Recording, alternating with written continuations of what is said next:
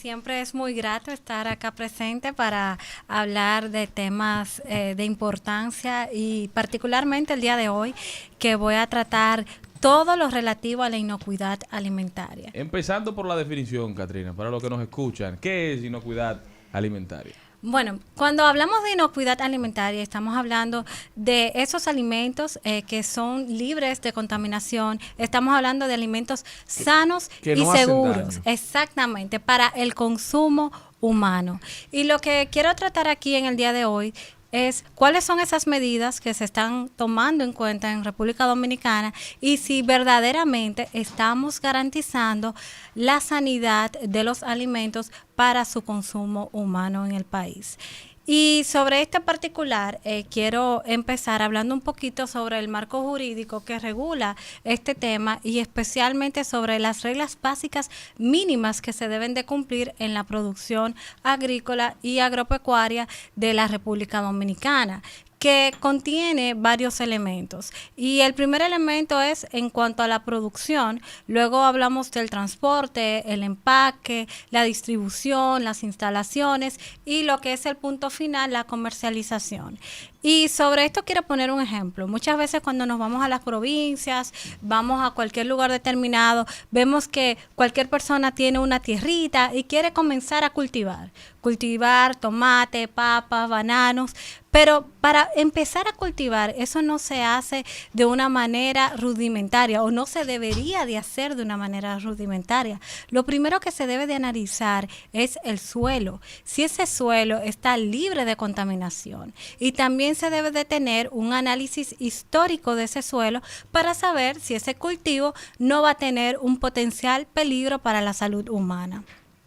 Y aquí, viendo un poco qué establece la legislación dominicana, tenemos que sí se consagra esas disposiciones, pero de cumplimiento voluntario por parte de los productores del sector agropecuario. Entonces aquí vemos una primera gran debilidad en cuanto a un cumplimiento de un requisito mínimo que son las recomendaciones internacionales que se dan para lo que es el inicio de un cultivo en una unidad primaria. Te quiero preguntar, Catrina, en el caso de los fertilizantes que se utilizan bastante, yo tengo un caso muy cercano porque el padrino de mi hermana era ingeniero agrónomo, trabajó muchos años en Monteplata y absorbió todos el fertilizante. Al final terminó, bueno, con una cirrosis hepática y falleció de ello. Exacto. En el 94 estamos hablando. Claro, quiero hacer señalamiento de cuándo fue en el 94 para saber qué tanto hemos avanzado con los ingenieros agrónomos que tienen que estar mirando la tierra, que tienen que ver esos fertilizantes. Entonces, ¿qué tenemos? Jenny, o sea, ya casi 30 años después. Tú diste con un punto fundamental, porque uno de los elementos que también se debe de tomar en consideración es la salud de los trabajadores del sector agropecuario en sentido general, su higiene, cómo evitamos que estén ante agentes que sean peligrosos para su salud, como tú has dicho, el tema de los fertilizantes, el uso de los pesticidas, de esos agentes químicos que le pueden causar enfermedades terminales a esos trabajadores. Pero también cuando nos vamos a la finca podemos notar que no solamente es la exposición que ellos tienen, sino también cómo ellos manipulan de una manera higiénica esos alimentos que tú vas a comprar en el supermercado acá en el Distrito Nacional. Uh-huh. Cuando nosotros vamos a la finca, usualmente vemos el trabajador con una ropa sucia, o está fumando, o tiene un animal doméstico que le acompaña en el cultivo. Todo ese tipo de cosas ponen en peligro los productos que nosotros vamos a consumir en nuestro día a día. Pues entonces aquí no hay una finca que cumpla con esos requisitos. Bueno, lo que se quiere es, y a eso se está apostando desde el Ministerio de Agricultura, que tengo fe y conocimiento de eso, es que esas reglas mínimas de lo que no se puede y que acabo de mencionar que se hace y no se puede, se cumplan mediante las inspecciones que tienen que hacer las autoridades correspondientes. ¿Por qué? Porque nosotros tenemos mercados que son muy demandantes, como por ejemplo el mercado de la Unión Europea, donde te exigen una certificación de un agente privado para el productor dominicano poderle vender a ese consumidor. Entonces vemos cómo eso ya no lo exige tanto el Estado, sino más bien el mismo consumidor, de que ese banano o ese aguacate esté libre de pesticidas, libre de fertilizantes. Es la conciencia que tiene el mismo consumidor per se. Pero por otro lado... Pero uno ve, Catrina, y perdón que te interrumpa, que los productos que se exportan para la Unión Europea, que se exportan para los Estados Unidos, que se exportan para Asia, esos productos tienen que cumplir con muchos, digamos, requisitos que son bastante rigurosos, pero los que no cumplen de esa producción son los que se quedan aquí. Nosotros consumimos los desechos, es decir, lo que no puede ser exportado es básicamente de lo que está lleno la producción nacional que nosotros consumimos, por ejemplo, en la piña que puede irse para Israel, la que se puede ir para Europa, se va. La que no, bueno, esa es la que nos dejan aquí en el mercado local. Hay los moteplatenses que no son fáciles. Tú sabes que justamente de eso se trata este conversatorio en el día de hoy, de que si bien es cierto que esos productos de exportación tienen que cumplir con esos requerimientos tan estrictos como por ejemplo la Unión Europea y los Estados Unidos, nosotros acá tenemos que garantizar que el consumo local de la población dominicana tenga esos mismos estándares de calidad y de inocuidad. ¿Y cómo nosotros lo podemos lograr? Fortaleciendo ese marco normativo que en el día de hoy, por ejemplo, para normas mínimas de buenas prácticas agropecuarias, es voluntario, sea de carácter obligatorio. De igual manera, creo que el rol de vigilancia que debe de realizar el Estado en cuanto al registro de esas unidades productivas, de la rastreabilidad, o mejor dicho, trazabilidad de ese producto, de conocer ese histórico, pueda ser identificado, porque, por ejemplo, si tenemos en un supermercado que se ha dado una contaminación de un producto, de una vez, con la trazabilidad uno puede detectar si fue de Asua, si fue de Baní, si fue de La Romana que vino esa contaminación y pararla inmediatamente para salvaguardar la salud. Y yo creo que eso es algo que también que debemos trabajar los consumidores dominicanos como tal, como lo han hecho en otros mercados. Yo quiero saber cómo nosotros podemos tener esos estándares sumado a lo que dice Charlene por una otra experiencia personal. Cuando yo me voy a España, a mí me gustan usar estos sazones en polvo, que todos hemos tenido en la casa normal. Yo iba con una marca y cuando voy al supermercado en España, le digo, mira, yo vine a buscar tal marca. Y dicen, no la vendemos porque los patógenos de cáncer que tiene son muy altos y nosotros no lo podemos vender aquí en España. Lo que vendemos es esta alternativa. Y era otro producto dominicano, exactamente, y me dijeron, estos no, porque no tenían los mismos controles por componentes que provocaban cáncer.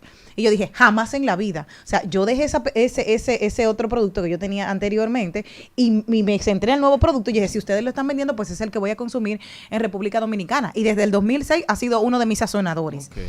¿Cómo es que entonces quién tiene la potestad aquí de revisar ese control? Porque en España no pasan. Es como el ron. Aquí el ron no es el mismo de allá. O sea, es igual, no sabe igual. Okay. Claro, el Brugal de aquí, sí, mi amor, nos da durísimo y el Brugal de allá no. O sea, es diferente. Entonces, sí. ¿Cómo? Por ponerte el ron. ¿Cómo? ¿Quién hace el test de hasta aquí? Mira, dependiendo del tipo de producto, existen diferentes regulaciones en cuanto al límite máximo de fertilizantes, cuáles pueden ser utilizados, también a los límites máximos de residuos que puede tener un producto determinado de origen agropecuario. Eso está regulado y te pudiera decir que por el Ministerio de Agricultura con sus diferentes entidades. ¿Y cada qué tiempo lo revisan? No, eso se tiene que, es que para tú poder utilizar algo tienes que tener una autorización, una licencia por parte del Ministerio de Agricultura. Eso está bien regularizado. Ahora, yo creo que ahí la parte que yo creo que hay una mayor oportunidad de mejora es en el tema de la inspección, de la vigilancia, porque yo te doy la autorización, pero ¿con qué regularidad yo inspecciono, yo verifico que se está haciendo un buen uso? ¿Qué medidas correctivas yo tomo si se hace un uso indebido? Entonces, aquí creo que falta fortalecer un poco la capacidad del Ministerio de Agricultura, de su personal humano, para que puedan haber mayores inspecciones basadas en el riesgo para el ser humano. Se estima, Karina, se estima que cada año... Katrina. Perdón, que Karina es una amiga de Cristian.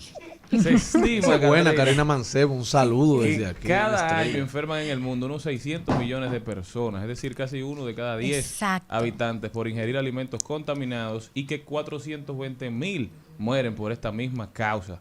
Entonces yo creo que esto es una lucha que el pueblo dominicano debe asumir, porque a veces nos sentimos mal, a veces tenemos problemas estomacales y no sabemos por qué es. Y todo eso viene de la manera en que nos estamos alimentando.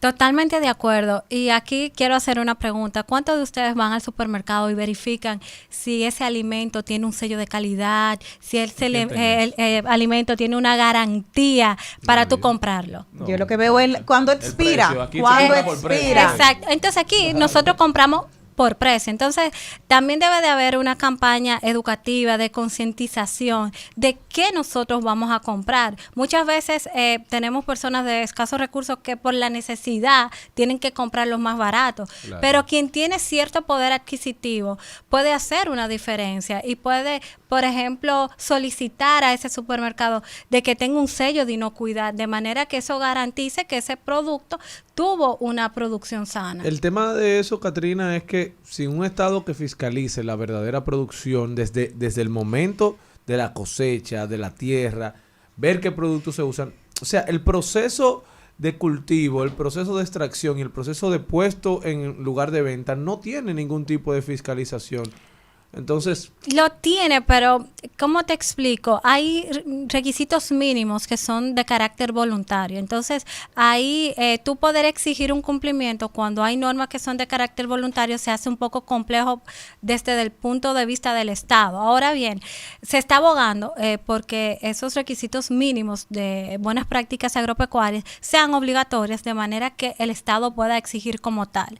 Pero yo pongo de nuevo el ejemplo de lo que pasó en la Unión Europea. No fue el Estado, fueron los mismos consumidores, en asociación con los supermercados y los distribuidores que exigieron un sello que es operado por un agente privado.